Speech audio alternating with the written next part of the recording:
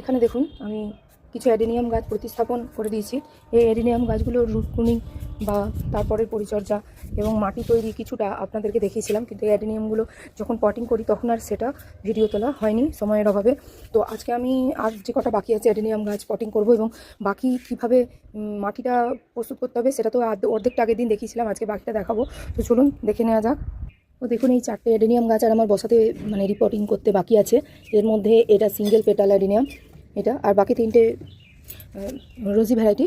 তো এখানে আমি একটা এরকম টব নিয়েছি, আর আপনাদেরকে আগের দিন দেখিয়েছিলাম যে মাটিটা তৈরি করে আমি 20-25 দিনের জন্য রেখে দেবো। তো দেখুন এইটা সেই মাটিটা, এই মাটিটা কিন্তু এখন বসানোর জন্য রেডি হয়ে গেছে, ডিকম্পোস্ট হয়ে যাওয়া যাকে বলে, এটা হয়ে গেছে। এটা ভালো করে লক্ষ্য করলে দেখা যাবে এর ভিতরে দেখুন সাদা সাদা ফাঙ্গাস জন্মেছে, যেটা হচ্ছে উপকারী ফাঙ্গাস। দেখুন ভালো করে সাদা ফাঙ্গাস দেখতে পাওয়া যাবে। তো এই ফাঙ্গাসটা জন্মে যাওয়ার পরেই আমি মাটিটা ইউজ করছি। তো প্রথমে এখানে যেমনভাবে টব রেডি করব সেটা তো পরে দেখাচ্ছি, আগে কি করব না, এই টবটা ভর্তি, এখানে যে টবটা নিয়েছি এই টবটা ভর্তি কিন্তু আমি একটা মাটি নিয়ে নিচ্ছি। যেহেতু এখানে আমি 4টে গাছ বসাবো, তাহলে মোটামুটি এইরকম টবে 4 টব মাটি হলে 4 টব টোটাল জিনিসটা হলে মাটি সমেত যেটা আর তৈরি করতে সেদিন দিইনি সেটা আজকে দেবো। তো সেটা টোটাল 4 টব হলেই মোটামুটি 4টে গাছ বসানো হয়ে যাবে। আর যেহেতু আমার একটা টব একটু বড় আছে তাই ভর্তি 4 টব এখানে মাটিটা হলেই হবে। তো দেখুন এখানে এক টব নিয়েছি, এভাবে আমি 4 টব নিয়ে নেব। 2 টব হলো, এইটা হলো 3 টব মাটি নিলাম। এবার এর সঙ্গে 1 টব এরকম ওয়াশ সিন্ডার নেব, পুরোপুরি 1 টব নেব, আমি ওয়াশ সিন্ডারই নিয়ে এসেছি।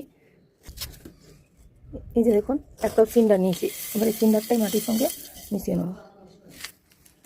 শুধুমাত্র মাটি মিডিয়াতেই এতদিন আমি করেছি, কিন্তু সিন্ডারের এবার করছি।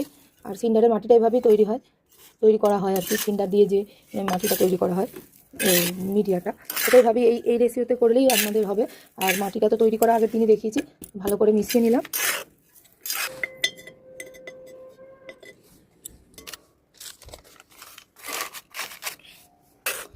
ড্রেনেজ হোল বন্ধ করে পরিমাণ মতন মিডিয়া দিয়ে ভর্তি করলাম প্রথম, দেখুন এরকম। এবার এই গাছটাকে এইরকম হাইটে আমি প্রতিস্থাপন করব। তো এটা 1 হাতে করা যাবে না, এটা 2 হাতে করতে হবে।